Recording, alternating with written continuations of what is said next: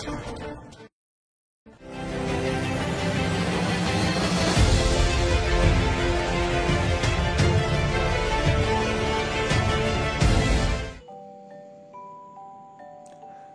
শ্রোতা বন্ধুরা, গল্পের ফেরিওয়ালা গ্রুপে আপনাদের সবাইকে স্বাগত।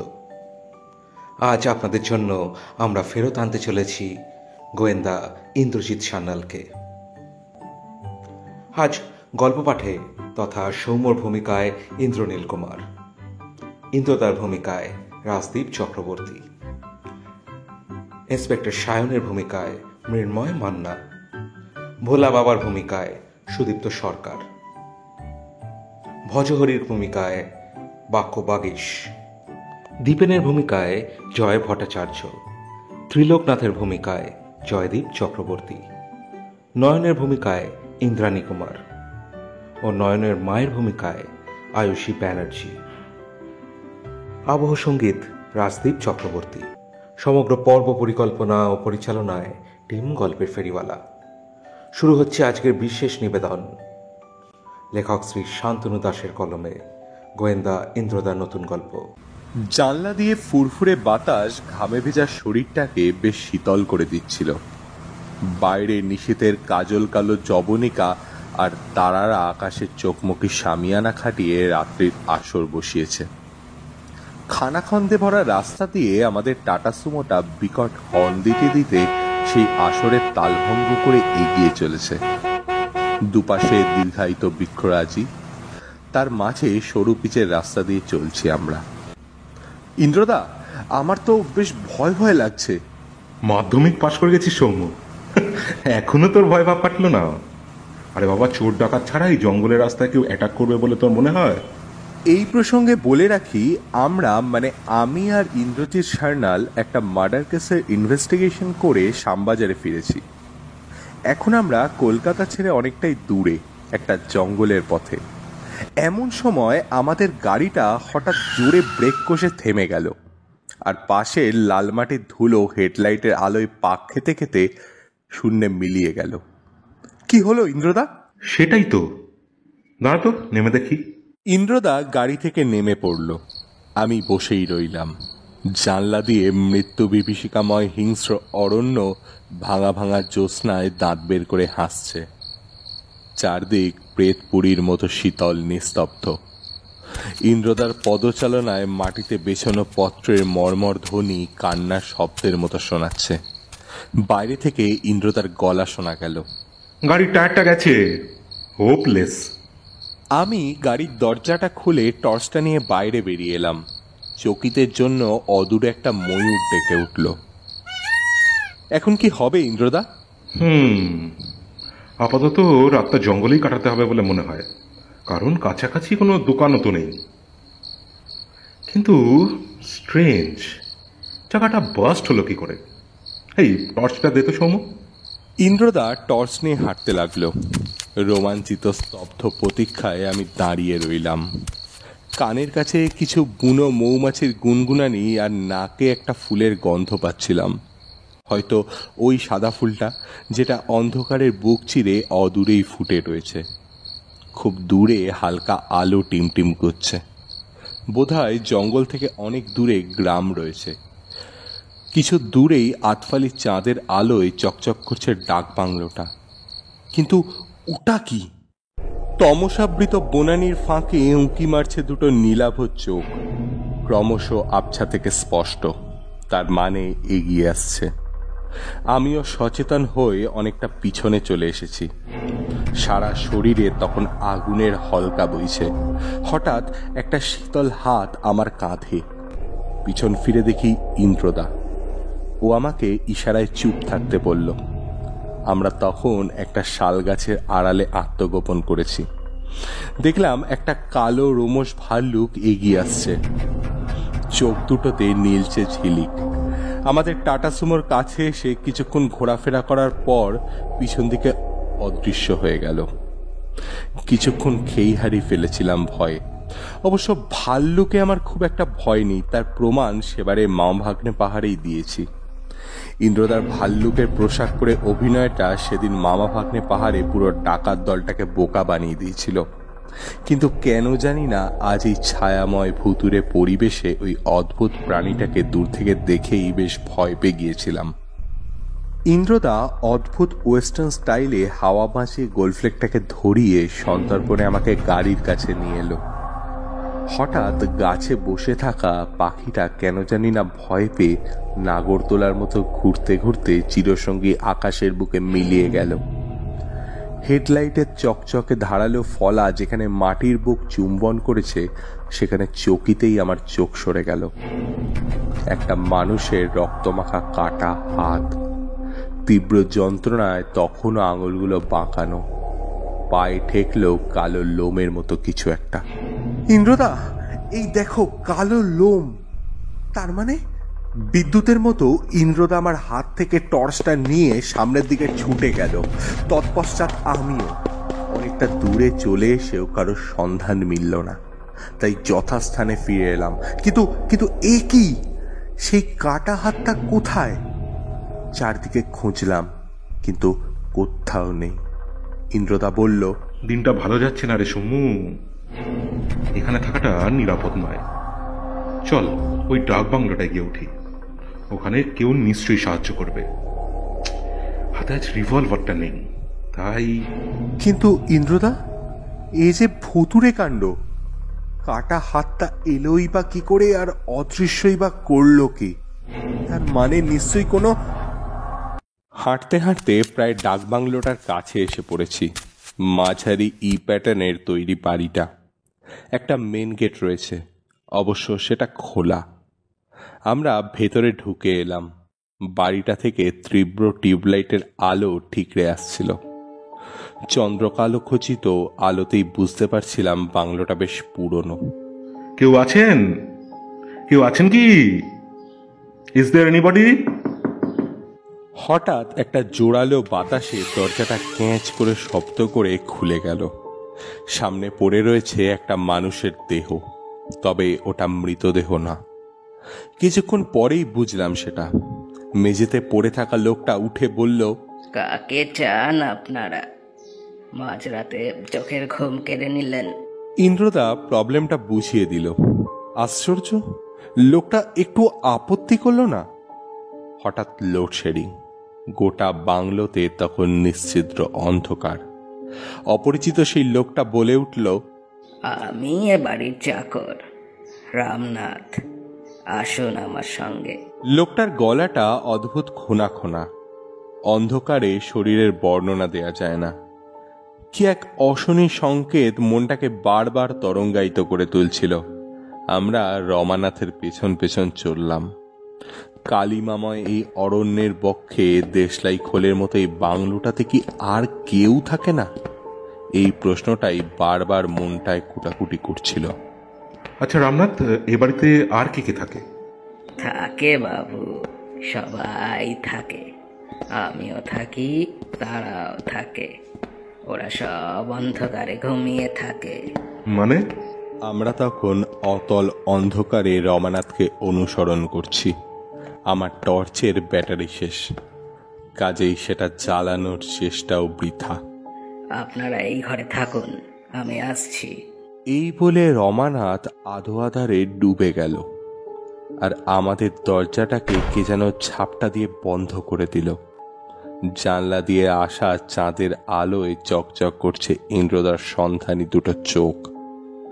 আবছা রহস্যময় আলোয় দেখা যায় ঘরে একটা খাট রয়েছে, একটা চেয়ার, টেবিল, আর মাথার ওপরে খারাপ হয়ে যাওয়া একটা দেওয়াল ঘড়ি। কোথাও কোনো আলো বা শব্দ নেই। ইন্দ্রদা, আমার কিন্তু ব্যাপারটা খুব একটা ভালো লাগছে না। ভালো কি আমারও লাগছে রে সমু। গাড়ির চাকার বাস্ট হওয়া, কাটা হাত অদৃশ্য হওয়া, ডাক বাংলোর জনহীন স্তব্ধতা, সবই কি কোনো রক্তচক্ষুর চাল? বিছানার ওপর জমা 1 ইঞ্চি পুরু ধুলো যেন কোনো একটা অদৃশ্য হাত আলতো করে পরিষ্কার করে দিয়েছে। তবে কি এখানে আসার খবর আগে থেকে কেউ জানতো? আমি আর ইন্দ্রদা এইসব নানা রকম চিন্তা করতে করতে তক্তপোষের ওপর গা এলিয়ে দিলাম। বাইরের চাঁদটা তখন মেঘের পকেটে ঢুকে বেরোবার জন্য ছটফট করছে। দুজনের চোখের দৃষ্টি সজাগ, তবু মনে হচ্ছে গোটা বাড়িটা যেন এক অশুভ শক্তির হাতের মুঠোর মধ্যে চলে যাচ্ছে।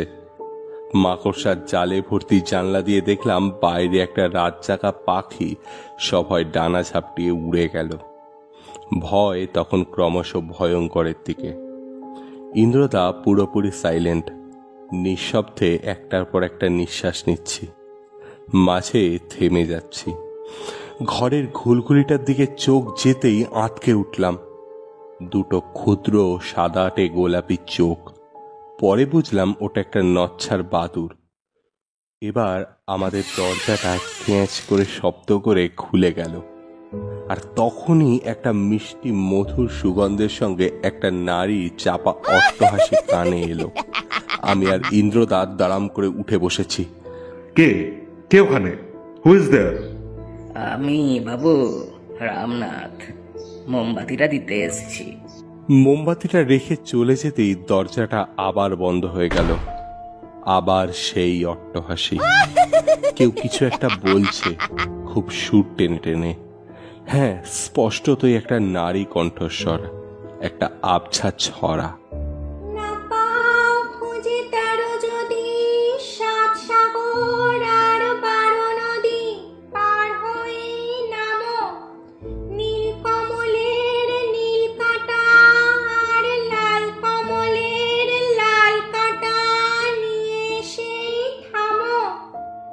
আওয়াজটা ক্রমশ স্পষ্ট হতে থাকে, সঙ্গে একটা তীব্র উগ্র সেন্টের গন্ধ। ইন্দ্রদা কিছু একটা বলছিল মনে হলো, কিন্তু ঘুমে তখন আমার চোখ জুড়িয়ে আসছে। বারবার মনে হচ্ছে ইন্দ্রদা আমাকে ডাকছে, কিন্তু তীব্র এক অবসন্নতায় তখন চোখ খুলতে পারছিলাম না। কিন্তু চোখ খুলতেই হলো সেই ইন্দ্রদার ডাকে। কিন্তু আমরা কোথায়? আমরা তো টাটা সুমোর মধ্যেই বসে আছি। চারদিকে ফুটন্ত সকালের নীলচে আতরের সুগন্ধ, রাস্তার দুপাশে পড়ে থাকা বালিগুলো চিকচিক করছে। অনেক দূরে সবুজ ধান ক্ষেতের ওপর স্বপ্নীল ধোঁয়াশা, আর দেখা যাচ্ছে অদূরে অস্পষ্ট কৃষাণী, আর ডান দিকে কালকের রাতের সেই ভয়ানক ডাক বাংলোটা। আমরা এখানে এলাম কি করে ইন্দ্রদা? সেটা তো আমার মাথাতেও আসছে না রে। কাল রাতে হঠাৎ গভীর ঘুমে আচ্ছাদিত হয়ে যাওয়ার পর চোখ খুলতেই দেখি গাড়িতে বসে আছি, পাশে তুইও। রাক্ষসী সেই ডাক বাংলোটাও আর ভয়ঙ্কর দেখাচ্ছে না। সব থেকে আশ্চর্য হই তখন যখন গাড়ি থেকে নেমে দেখি আমাদের গাড়ির চাকার কিছুই হয়নি। তবে যাই বলো ইন্দ্রদা, something mysterious in that room. না রে সমু, সামথিং ইন্টারেস্টিং। নে চ, খুব খিদে পেয়েছে। কাল রাতে কিছুই পেটে পড়েনি। চ, বাড়ি ফেরা যাক। বিকেলের দিকে কালকের ঘটনাটা প্রায় ভুলেই গিয়েছিলাম, কিন্তু 7:10 ইন্দ্রদার মোবাইলে একটা ফোন আসতেই কালকের ঘটনাগুলো পুনরায় ঝিলিক দিয়ে উঠল। গড়িয়ায় মার্ডার কেসের ইজি সলভের পর প্রাইভেট ডিটেকটিভ ইন্দ্রজিৎ সান্যাল যে ডাক বাংলোর রাতের ঘটনাটা নিয়ে মাথা ঘামাচ্ছিল, তার এক চমৎকার সুযোগ চলে এলো হাতে। তাতে অবশ্যই একটা বিপদ বাড়ল। ইন্দ্রদার গার্লফ্রেন্ড ঝিলিকদির সাথে দেখা করাটা মাটি হয়ে গেল। সেবার তো ঝিলিকদির জন্মদিনে সবাই যখন কেক কাটছে, তখন ইন্দ্রদা সাউথ সিটি মলের সুইসাইড কেসের তদন্ত নিয়ে ব্যস্ত। এতে অবশ্য ইন্দ্রদা কিছু মনে করে না। ওর কাছে এসব মানবিমানের পালার থেকে অ্যাডভেঞ্চার অনেক বড়। আমি ছোট বলে এসব বিষয়ে খুব একটা মাথা ঘামাই না, তবে মাঝে মাঝে প্রেমিকার নাম নিয়ে একটু রাগাই টাগাই। যাই হোক, ইন্দ্রদার মোবাইলের কথা আর বাতাসে গোলফ্লেকের ধোয়া উঠতে দেখছিলাম। Hello, speaking. ওহো, আপনি? বলুন বলুন, কোনো দরকার? কি কেস বলুন তো? ইন্টারেস্টিং। হুম, কোনো ক্লু মেলেনি? মানে কোনো ক্ষতচিহ্ন? আচ্ছা, সবাই কি ওই বাড়িটাতেই ঢুকেছিল? স্ট্রেঞ্জ। অলরাইট, কেসটা না হয় হোল্ড করলাম, কিন্তু কোনো... ও দেন নো প্রবলেম। ফোনটা রাখার পর ইন্দ্রদা সিগারেটটা অ্যাস্ট্রোতে না ফেলে জানলা দিয়ে টোকা মেরে ফেলে দিয়ে বলতে লাগলো, বুঝলি, থানা থেকে হেড অফিসারের ফোন ছিল। কাল রাতের ওই হন্টিং হোমের আসল রহস্যটা কি সেটা জানতে হবে। স্থানীয় বাসিন্দাদের মতে ওটা একটা ভুতুরে বাংলো। ওখানে প্রবেশ করা দূরে থাক, ওই জঙ্গলের রাস্তাতেও কেউ কোনোদিন পা মারায় না, অথচ দিনের বেলায় ওখানে সবকিছুই নর্মাল। আর রাত হলেই শোনা যায় কান্না, অট্টহাসি, ভুতুরের সমস্ত ডাক, কখনো বা জ্বলে ওঠে আগুন। অধিক কৌতূহল বশত যারা ওই বাংলোতে রাতে ঢুকেছে বা দিনে কিছু খোঁজার চেষ্টা করেছে, তারা প্রত্যেকে দেখতে পেয়েছে একটা রোমশ হাত আর একটা বিভৎস মুখ। সেই মুহূর্তেই কেউ কেউ হার্ট ফেল করেছে। যাদের সেই সময় কিছু হয়নি, তারা 1 সপ্তাহের মধ্যে প্রত্যেকে নিজেদের বাড়িতে অস্বাভাবিকভাবে মারা গেছে। গায়ে না ছিল কোনো ক্ষতচিহ্ন, না ছিল আশেপাশে কোনো ক্লু। শ্বাসরোধেও মৃত্যু নয়, কিন্তু পোস্টমর্টম রিপোর্ট বলছে বিষ প্রয়োগে মৃত্যু। তীব্র বিষাক্ত হাইড্রোসায়ানিক অ্যাসিডের নমুনা সবার জিভে পাওয়া গেছে, কিন্তু ডাইং সিচুয়েশন দেখলে তা কখনো মনে হয় না। There was no proof, not a single clue. তুমি কি তাহলে ওখানে যাবে? অফকোর্স সৌম, এটা তো বেশ একটা স্যাটিসফাইড কেস হবে বলে মনে হচ্ছে। আর সকালে রেডি হয়ে নিবি। আমি? হ্যাঁ, তুই। তোর ভূতের ভয়টা আবার কাটানো দরকার। আর তোর এইচএসএ ক্লাস শুরুতে এখনো অনেক বাকি। ওখানেই আমরা থাকবো ঠিক করেছি। থানার বড়বাবু ওনার সহকর্মী সায়ন রায়কে ট্রান্সফার করে ওখানকার থানায় রিপ্লেস করে দিয়েছেন। আমাদের থাকার ব্যবস্থা ওই সায়ন রায়ই করে দেবেন। জেনারেলি পুলিশরা প্রাইভেট ডিটেকটিভদের সেরকম একটা সহ্য করতে পারে না, জানিস নিশ্চয়ই। তবে ওনার সঙ্গে আমার ফোনে কথা হয়েছে। মুখোমুখি আলাপ হয়নি বটে, তবে শুনেছি বেশ ভদ্র ইন্সপেক্টর। একটু ভোরে উঠতে হবে, তাই 10টা 10-এ শুয়ে পড়লাম। চন্দ্রপুজোর আরতিতে আকাশের কালো মেঘগুলো ধুনোর মতো ভেসে যাচ্ছিল। মাঝখানে একটা প্রকাণ্ড বড় মেঘ নিমেষের মধ্যেই চারদিকটাকে ঢেকে ফেলল। ডাকবাংলোটার আলোগুলো তখন জ্বলছে নিভছে। অতল রহস্যময় বাংলোটার সব আলোগুলো হঠাৎ নিভে গেল, আর একটা তীব্র আর্তনাদ সেই অন্ধ গুহার মধ্যে থেকে কেঁপে কেঁপে প্রতিধ্বনিত হতে লাগলো। মনে হয় কেউ যেন কাউকে জোর করে মুখ চেপে ধরে শ্বাসরোধ করে মেরে ফেলছে। আবছা অন্ধকারে জ্বলজ্বল করে উঠল দুটো নিষ্ঠুর চোখ। বিভৎস একটা মুখ চকিতে অন্ধকারে মিলিয়ে গেল। বাইরে তখন মুষলধারে ঝরঝর করে বৃষ্টি পড়ছে একটানা। হ্যাঁ, ঠিকই শুনেছি, ঝরঝর করে জল পড়ছে। ইন্দ্রদার কোনো কমন সেন্স নেই। অগত্যা আমাকেই বিছানা থেকে উঠে ট্যাপ কলটা বন্ধ করে দিতে হলো। ঘড়িতে তখন ভোর 4:30। ইন্দ্রদা তখন বাথরুমে। কাল রাতে বেশ ভালোই বৃষ্টি হয়েছে বোঝা যাচ্ছে, তাই তো ভোরের আকাশটা এত মোহময়।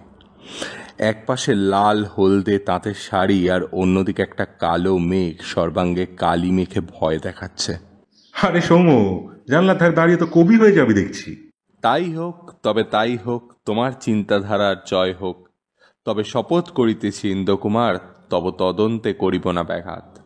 তবে বিলম্ব কেন বৎস বস্ত্র পরিধানে, চলো মোরা বেরিয়ে পড়ি রহস্য সন্ধানে। জায়গাটার নাম সন্ধিগড়। পৌঁছালাম ঠিক 9:05। অবশ্য আমরা প্রথমে থানাতেই এসছিলাম। ইন্সপেক্টর সায়ন রায়কে আগে যেমন ভেবেছিলাম ঠিক তার উল্টো মানুষ। আলাপ পরিচয় করার পর নিজে জিপে করে আমাদের একতলা ভাড়া বাড়িতে পৌঁছে দিলেন। ভদ্রলোকের চেহারাটা নাদুস নুদুস হলেও চোখ দুটি বেশ ক্ষিপ্র। যে কোনো অপরাধী তাকালেই ভয় খেয়ে যাবে।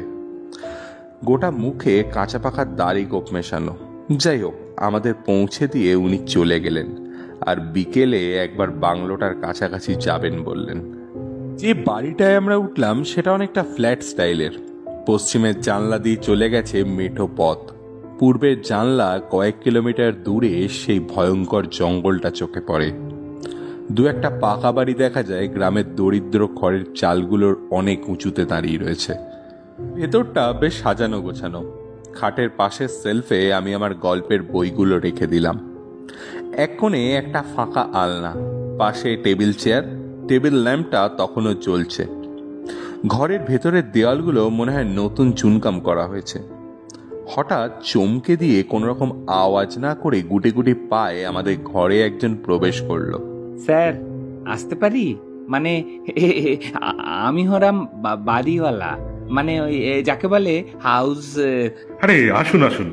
পাশের একটা চেয়ারে উপবেশন করে উনি বললেন, আমি মানে আমার নাম শ্রী ভজহরি চাটুর্যে। আপনাদের থাকা খাওয়ার অ্যারেঞ্জ ওই ইন্সপেক্টর রায় আমাকেই করতে বলেছেন। মানে হ্যাঁ হ্যাঁ হ্যাঁ, আপনার যা ইচ্ছে তাই করবেন। We have no problem. আর অত ব্যস্ত হওয়ার কিছু নেই।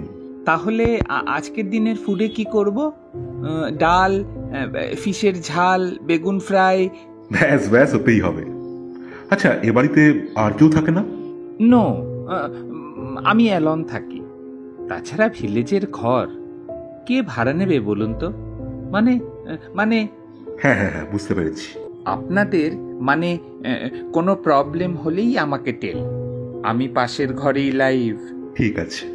চলে যাওয়ার পর মনে মনে খুব হাসলাম। কি মজার লোক রে বাবা, ঠিক আমাদের স্কুলের চন্দন স্যারের মতো। তবে খাওয়া দাওয়াটা যা ভেবেছিলাম তার চেয়েও বেশি রাজকীয় হলো। কলকাতায় এরম টাটকা মাছ খুবই কম খেয়েছি। বিকেল পেরিয়ে সন্ধ্যা হয়ে এলো। একটা কোকিল একই তালে ডেকে চলেছে। আকাশটা অসম্ভব রকম কমলা।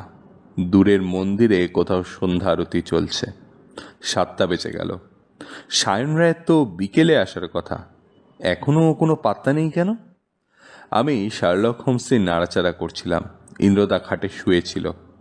বাইরেটা প্রায় অন্ধকার। আমার সামনের দরজা দিয়ে পুকুরের জলে চাঁদটা হেলছে দুলছে। সেই দুপুরের পর আর ভজহরিবাবুর সাথে দেখা হয়নি। ইন্দ্রদাকে দেখলাম বিছানায় শুয়ে চোখ বুজে থাকলেও ঘুমোয়নি সে। কয়েক সেকেন্ডের মধ্যেই একটা ঘটনা ঘটে গেল। বইয়ের পাতা থেকে যেই আমার চোখটা সামনের দরজার দিকে গেছে, দেখে একটা কালো রোমশ হাত দরজার পাল্লায়। শুধু হাতটাই দৃশ্যমান, তার মানে ওখানে কেউ আছে। এটা বুঝে ছুটে যাওয়ার আগেই কালো হাতটা সরে গেল। ঠিক তখনই বাইরের অন্ধকারের মধ্যে একটা গুলির শব্দ। ইন্দ্রদাও এক ঝাঁপে বিছানা থেকে নেমে আমার পিছনে ছুটে এলো। দুজনেই একসাথে বাইরে বেরোলাম। দেখি ইন্সপেক্টর সায়ন রায় রিভলভার হাতে দাঁড়িয়ে আছে। কাউকে দেখতে পেলেন? আমি বললাম। উনি বলে চললেন, তখনও হাঁপাচ্ছেন। একটা বিভৎস মুখ আর কালো রোমশ হাত। অফকোর্স কেউ সেজে এসেছিল। আমি আপনাদের ঘরেই আসছিলাম, মেন গেট খুলে আসতেই দেখি আপনাদের ঘরে আলো জ্বলছে আর দরজার কাছে একটা বিভৎস ছায়া মূর্তি। তোমরা তো হকচকিয়ে গেলাম। গুলি চালাতেও পারছি না, আর কে বলে চিৎকারও করতে পারছি না। শেষ পর্যন্ত গতিক ভালো না বুঝে গুলি চালালাম। কিন্তু এত তাড়াতাড়ি যে অন্ধকারে অদৃশ্য হয়ে গেল, নিজের চোখেও বিশ্বাস করতে পারছি না। হঠাৎ ভজহরিবাবু কোথা থেকে ছুটতে ছুটতে এলেন। কি হলো? গুলির সাউন্ড কেন? ইন্দ্রদা এবার মুখ খুলল। আচ্ছা, আপনি তো মেন গেট খুলে আসছিলেন, তাহলে যেই আসুক না কেন মেন গেট দিয়ে যেতে পারবে না।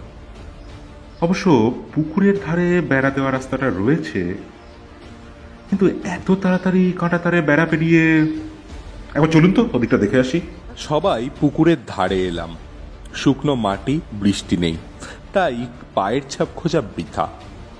তবুও ইন্দ্রদার চারপাশ তীক্ষ্ণ দৃষ্টিতে দেখতে থাকলো। একটা ছেঁড়া চটি ছাড়া আর বিশেষ কিছু পাওয়া গেল না। এটা অবশ্য ভজহরিবাবু কয়েকদিন আগে ফেলে দিয়েছেন বললেন, ওনারই পুরনো চটি। আমি, ইন্দ্রদা, ইন্সপেক্টর সায়ন রায় আর সবার পিছনে ভজহরিবাবু শেষ পর্যন্ত ঘরে এলাম। ওনার মুখের আতঙ্কের ভাবটা তখনও কাটেনি মনে হচ্ছে। ইন্সপেক্টর রায় সবার সঙ্গে হ্যান্ডশেক করলেন। ভজহরিবাবুর মুখ দেখে মনে হলো হ্যান্ডশেক করার সময় ওনার আঙুলে বেশ লেগেছে। আমরা তিনজনে খাটে আর ইন্দ্রদা চেয়ারে বসলো। ইন্দ্রদাকে দেখছি একটু অন্যমনস্ক হয়ে আছে। হয়তো কিছুক্ষণ আগের ঘটে যাওয়া ঘটনাটার সম্পর্কেও ভাবছে। সায়ন রায় বলে উঠলেন, কি এত ভাবছেন ইন্দ্রবাবু? অপরাধীরা তো জেনেই গেছে যে তাদের পিছনে পুলিশ লেগেছে, তাই আমাদের এম্বারেস্ট করছে। কি বললেন রায়বাবু? আপনি একটু বেশি থটফুল হয়ে যাচ্ছেন। আমি বলছি যে অপরাধীরা কি জানে না ভেবেছেন যে আমরা এখানে কি কারণে এসেছি? তার মানে ছদ্মবেশ। তবে আমি ভাবছি একটা অসম্ভব ব্যাপার সম্পর্কে, আর একটা সন্দেহের ঝিলিক। দেখলাম ভজহরি চাটুর্যের তোবড়ানো গাল দুটো আরো চুপসে গেছে। ইন্সপেক্টরের দৃষ্টিও ওনার দিকে। উনি বলে উঠলেন, দেখুন, আমি মানে ভজহরি চাটুর্যে মানে মাই 14 পুরুষ, আত্মা মানে প্রেত মানে ভূতে বিশ্বাসী, মানে ইংরেজিতে যাকে বলে ওই মানে গোস্ট। আমি বলে উঠলাম, হ্যাঁ হ্যাঁ, কারেক্ট কারেক্ট। আমার মনে হয় এসব ভূতেরই প্লে। আপনারা তদন্ত করুন, যা খুশি করুন, মানে তবে প্লিজ আমার হাউসকে ভূতের হাউস করে দেবেন না।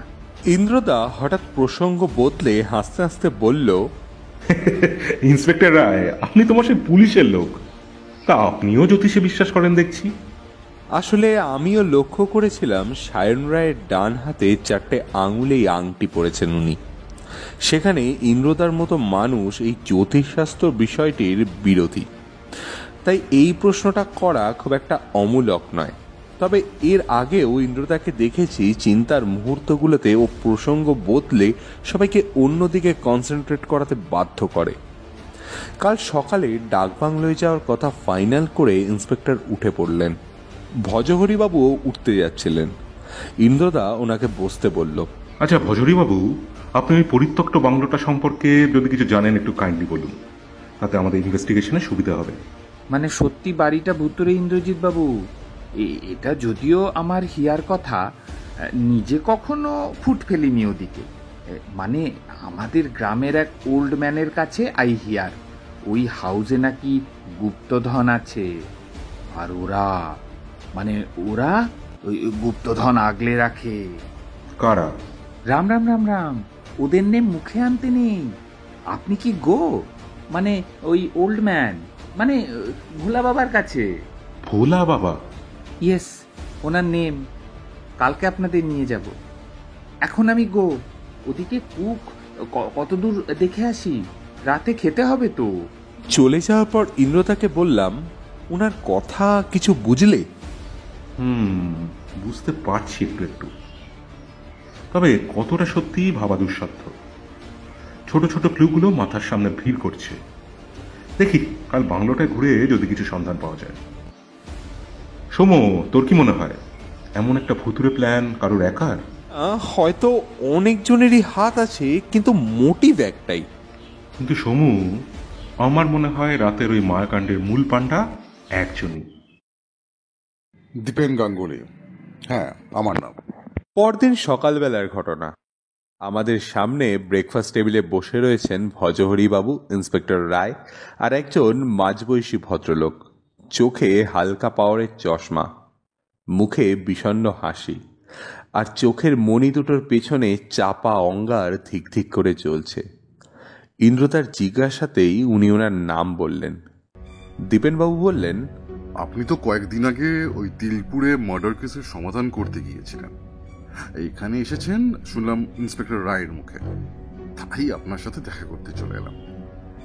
এখানে সন্ধি করে জঙ্গলের বাংলোটা নিয়ে তদন্ত করবেন শুনলাম। ইউ আর রাইট দীপেন বাবু, কিন্তু শুনলেন কোথায়? ভদ্রলোক চশমাটা একটু নামিয়ে নিয়ে বললেন, বাতাসেরও কান আছে মশাই। আচ্ছা, আপনার বাড়িটা কোথায়? আমি এখানে থাকি না, এই মাঝে মাঝে আসি। দক্ষিণ পাড়ায় এক আত্মীয়ের বাড়িতে থাকি, দমদমে আমার অফিস। আচ্ছা, এখন তাহলে উঠি, পরে দেখা হবে। জানি আপনাদের সময় কতটা মূল্যবান।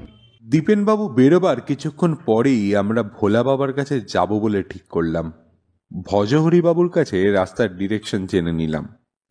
রোদটা এখনো স্পষ্ট নয়। প্রকাণ্ড নীলাকাশে ছোট ছোট পাখি কিচিরমিচির করছে। কোথাও মোরগ ডাকছিল। ঝিরঝিরে বাতাসে হাঁটতে হাঁটতে মনে হচ্ছিল শহরে জীবনের মনোটনি কাটাতে গ্রাম সত্যিই পারফেক্ট। একপাল কুকুর রাস্তায় কুণ্ডলি পাখি শুয়ে রয়েছে। 2-3টে কাক ডিঙ্গি মেরে ওদের টহল দিচ্ছে। একপাল ছেলে পুকুরে উন্মত্তভাবে স্নান করছে। ফুটি ফাটা জং ধরা পুরনো টিন, ভাঙা টালি বা খড়ের চালে অগুন্তি বাড়িঘর চড়াচড়ি করে রয়েছে। বেশিরভাগ লোককেই দেখছি খালি গায়ে। আমাদের দেখে সবার চোখেই অনন্ত কৌতূহল। হতদরিদ্র মানুষের বাসার মাঝে মাঝে কোথাও জেগে উঠেছে পাকা বাড়ি, ভদ্র সমাজ। এদের দুর্দশা দেখে অন্তর্নিহিত একটা আক্ষেপ বুকের ভেতরে চিনচিন করে ওঠে। পরে অবশ্য ইন্দ্রদা বলেছিল কলকাতার খোলা আকাশের নিচে বর্ষায় ভিজে হিম ঋতুর অসহ্য চিন্তায় কুঁকড়ে যারা অবধারিত মৃত্যুর দিন গোনে তাদের অবস্থা এদের থেকে অনেক সচ্ছল। আমরা আমাদের গন্তব্যে চলে এলাম। জায়গাটা ঘন ঝোপঝাড়ে ভর্তি আর উঁচু উঁচু প্রাচীন বৃক্ষে ঢাকা। একটিমাত্র টালির চাল, কাঁচা বাঁশের বেড়ায় লম্বা লম্বা ঘর উঠেছে। অনেকটা দূরে একটা নদীর হালকা নীল রেখা অনুভব করা যায়। ওই দিক থেকে 20-21 বছরের একটি গ্রাম্য মেয়েকে কলসি নিয়ে আসতে দেখলাম। সে এই দিকেই আসছে। হু হু বাতাসে চুলগুলো উড়ে মুখের কাছে নেমে আসছিল। সৌন্দর্য যেন তার শরীরের ওপর দিয়ে রোলার চালিয়ে দিয়েছে। মেয়েটির পরনে আলখাল্লার মতো একটা ছেঁড়া সালোয়ার। একপাশে এলোমেলো কেশগুচ্ছ কানের পাশে সরিয়ে নিয়ে মেয়েটি আমাদের উদ্দেশ্যে বলল, আপনারা কি কাউকে খুঁজছেন? ইন্দ্রদা অবাক বিস্ময় যুবতীর মুখের দিকে চেয়ে আছে, হয়তো মনে মনে একটা জরিপ সেরে নিচ্ছে। সায়ন রায় বলে উঠলেন, ভোলা বাবা বলে কি এখানে কেউ থাকেন? হ্যাঁ, উনি এখানেই থাকেন, আসুন আপনারা। আমরা 3 জন একটা টালির ঘরে এলাম। খুব সাধারণ পরিবার। কাঠের একটা তক্তপোষে শুয়েছিলেন ভোলা বাবা। সর্বাঙ্গ সাদা চাদরে ঢাকা, চুল দাড়ি সব সাদা, এমনকি ভ্রু ও পাতার লোমগুলো পর্যন্ত। বোঝা যাচ্ছে বয়সের ঝড়ঝাপটায় শয্যাশায়ী হয়ে পড়েছেন। বাবা, তোমার সাথে কয়েকজন ভদ্রলোক দেখা করতে এসেছেন। আমরা সিআইডি কলকাতা থেকে আসছি। আপনাদের সন্ধিগড় জঙ্গলের ওই ডাক বাংলোটা সম্পর্কে আপনি যদি কিছু আলোকপাত করেন। কেন টেনে আনছেন যন্ত্রণাদীর্ণ কান্না ভেজা অতীত? ওদের ধরা যায় না। মৃত্যুর শীতল কোলে ওরা ঘুমিয়ে পড়েছে। ওদের জাগানো ঠিক নয়। অর্থগুলো ধোঁয়াটে মনে হয়, কেমন দার্শনিকের মন্তব্যের মতো শোনায়। মন্ত্রমুগ্ধের মতো স্তব্ধ হয়ে গেছি বৃদ্ধের সজীব সতেজ চোখের তারা দুটোর ওপর দৃষ্টিপাত করে। ইতিমধ্যেই সেই মেয়েটি আমাদের জন্য লেবুর শরবত করে নিয়ে এসছে। সায়ন রায় একটু ইতস্তত করছিলেন। বৃদ্ধ বললেন, খান খান, বিষ মেশানো নেই শরবতে। জানি আপনাদের মন সব সময় সন্দেহপ্রবণ। এই আমার মেয়ে নয়ন। আমি আর নয়নিয়া এখানে থাকি। মনে মনে ভাবলাম, কে বলে এরা গ্রাম্য অশিক্ষিত? নয়নের পরনে থাকতে পারে মরচে রঙের জীর্ণ সালোয়ার, কিন্তু এরম সুমার্জিত অতিথিপরায়ণতা কতজনেরই বা আছে? ইন্দ্রদা বলল, আমরা শুধু জানতে চাই ওই ডাক বাংলোটাতে আগে কারা থাকতো। দেখুন, বলতে আমার আপত্তি নেই, তবে ওদের কথা বললে ওরা অসন্তুষ্ট হয়। আমি আর কদিন থাকবো এই পৃথিবীতে, কিন্তু ভয় হয় নয়নের জন্যে। যারা ওই ডাক বাংলো নিয়ে বেশি মাতামাতি করেছে তাদের অবস্থা তো আপনাদের অজানা নয়। কৌতূহলবশত ভোলা বাবাকে জিজ্ঞাসাই করে ফেললাম, আপনি কি হাঁটাচলা করতে পারেন না? গত 2 মাস থেকে আমি শয্যাশায়ী। বিছানা থেকে উঠতে পারি না। আমি চলে গেলে নয়নটার যে কি হবে। যাক, সে কথা। এখন শুনুন, ওই বাংলো বাড়িটা কমপক্ষে 50-60 বছরের পুরনো। ওই বাড়িতে থাকতো স্বামী স্ত্রী ছেলে মেয়ে নিয়ে এক পরিবার। প্রচুর ধন সম্পদ ছিল ওদের।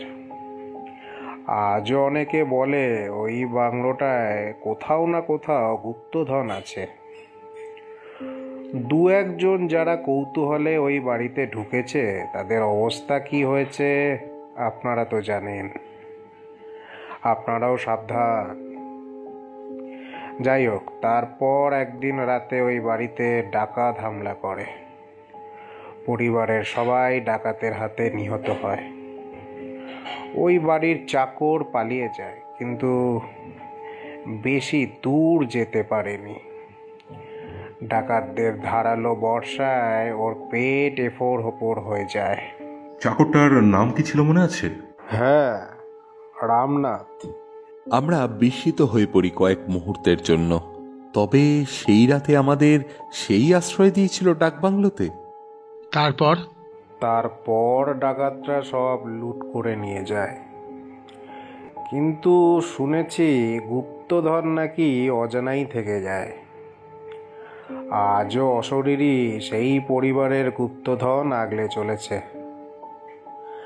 যারা ওই বাড়িতে ঢুকেছে আজ পর্যন্ত তাদের মধ্যে একজন শুধু সশরীরে জীবন্ত আছে।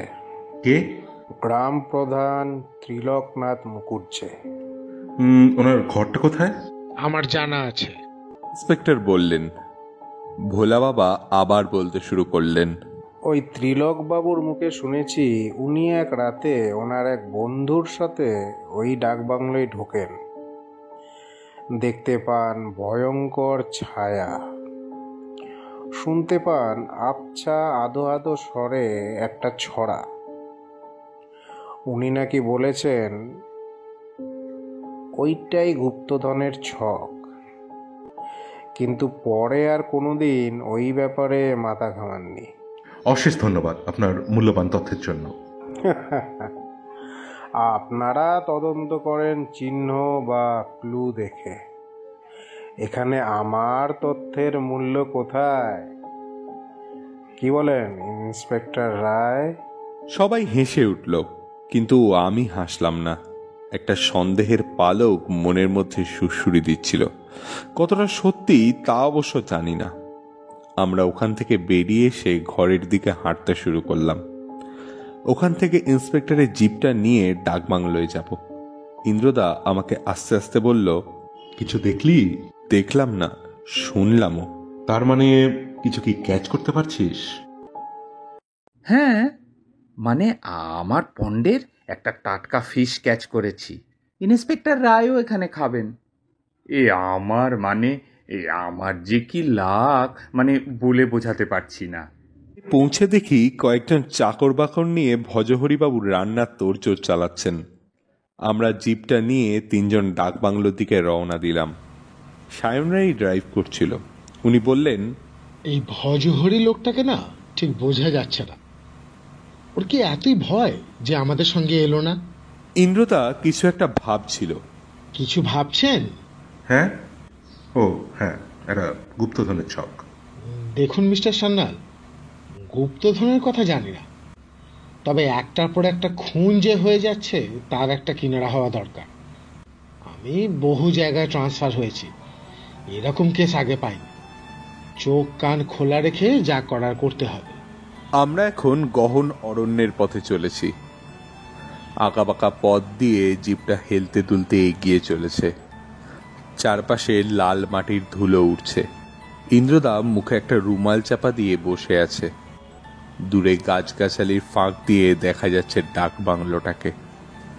মাথার ওপর বিশাল বিশাল গাছ, আর সূর্যরশ্মি হাজার হাজার ছিদ্র হয়ে যেন চুইয়ে পড়ছে মাটিতে। আমাদের গাড়ির সামনের কাঁচটা ধুলোয় ঝাপসা হয়ে গেছে। আমরা নেমে পড়লাম। রকমারি পাতা বেছানো পথ দিয়ে নিঃশব্দে আমরা এগিয়ে চললাম তিনজন। শাল পাতা, আম পাতা, দেবদারু পাতা, ইউক্যালিপটাস, জংলি কাঁটা পাতা, তার উপর দিয়ে ডিগবাজি খেতে খেতে উড়ে চলে নাম না জানা ফুলের পাপড়ি। পরিত্যক্ত বাংলোটা বিশাল বটবৃক্ষের ন্যায় দেখাচ্ছে। ভয়ঙ্কর একটা সাপ গাছের কোটরে ঘোরাফেরা করছে। আমার মেরুদণ্ড দিয়ে হালকা হিমে প্রবাহ বয়ে গেল। ভিজে ঘাসের ওপর দিয়ে এবার দরজাটার সামনে এসে পড়েছি। পায়ে একটা পিঁপড়ে কামড়াতেই 2 আঙুলের চাপে ওর ভবলীলা সাঙ্গ করে দিলাম।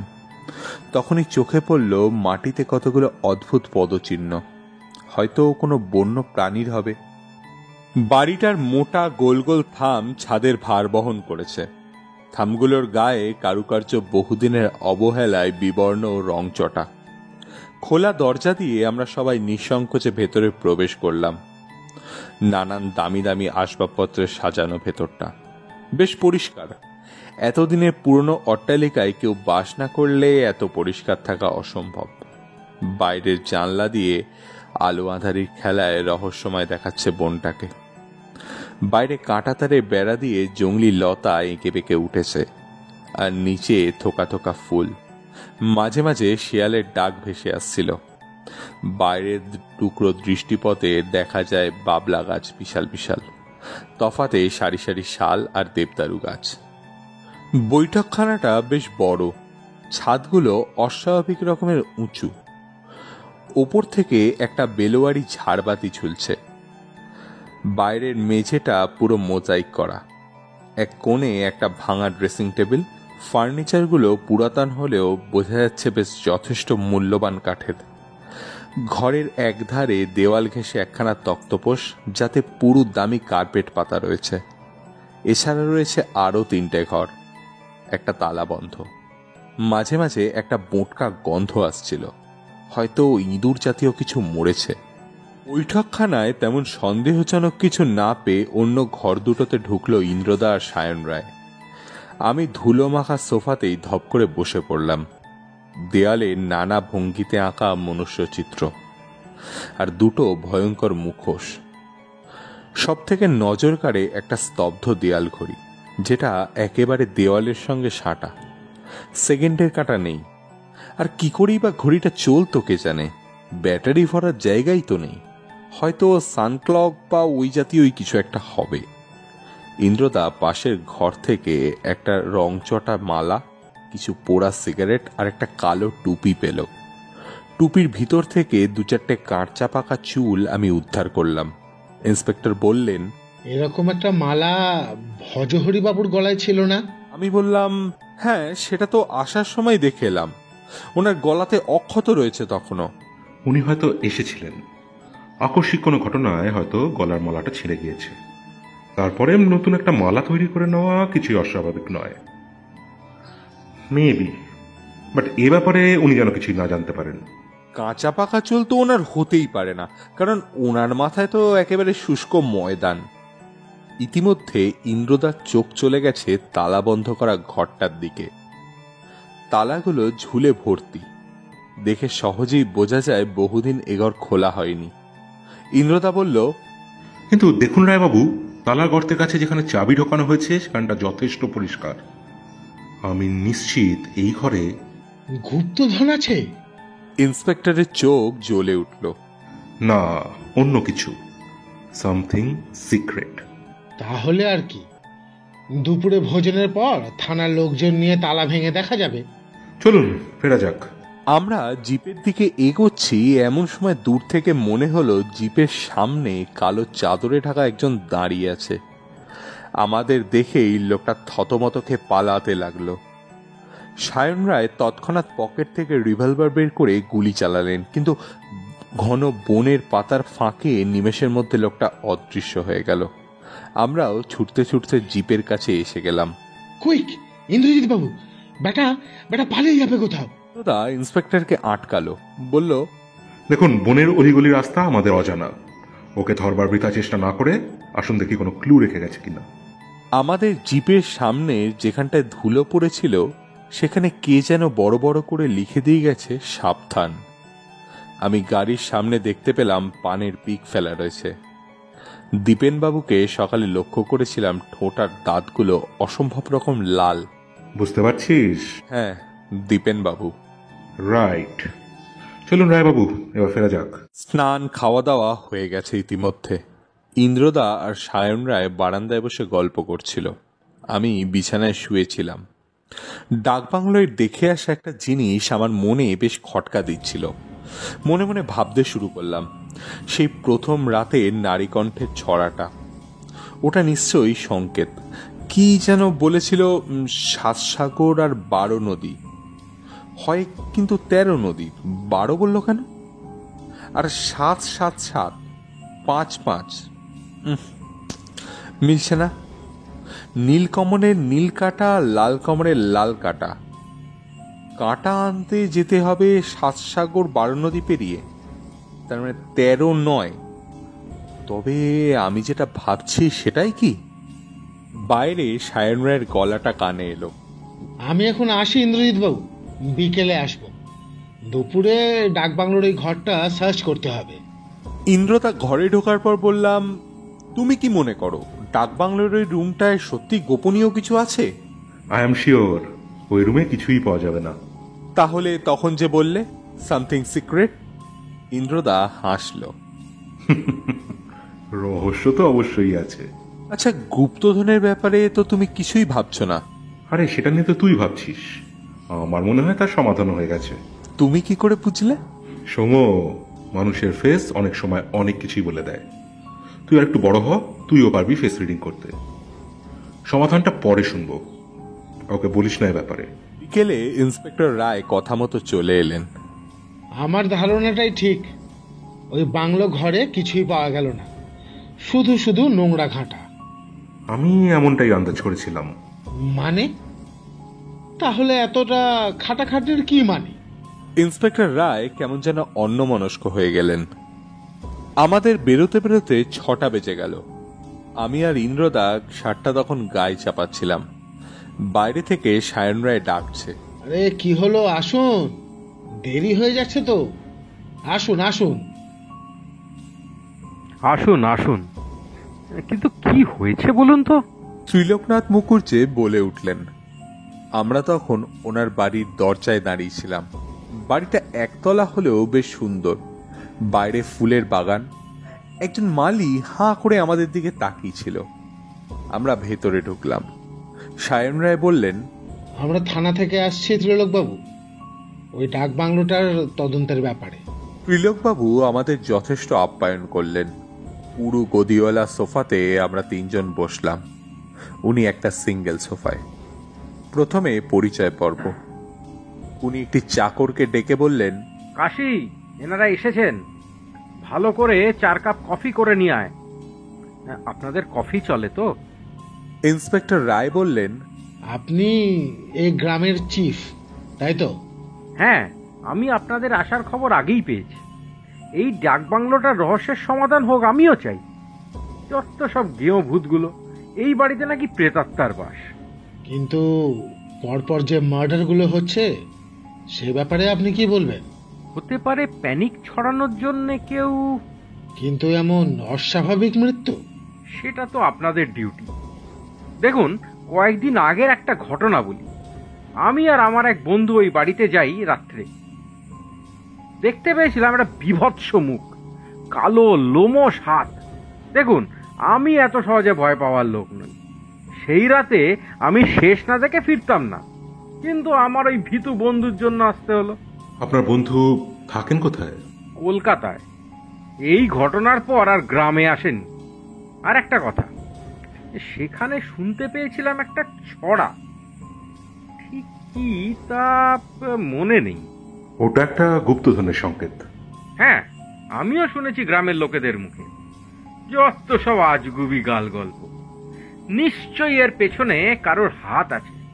দেখুন, যারা ওই বাড়িতে ঢুকেছে তারা নাকি কয়েকদিন পরে মারা গেছে বলে শোনা যায়। কিন্তু কই, আমার তো কিছু হলো না। কোটটা কফি দিয়ে চলে গেল। কাশির চোখটা বিভৎস রকমের ফোলা, মনে হয় এইমাত্র বক্সিংয়ের মার খেয়ে এসছে সে। কফি ট্রেটা রেখে ও নিঃশব্দে ঘর থেকে বেরিয়ে গেল। বাইরে তখন সূর্যের লালিমা দিকচক্রবাল থেকে মুছে গেছে।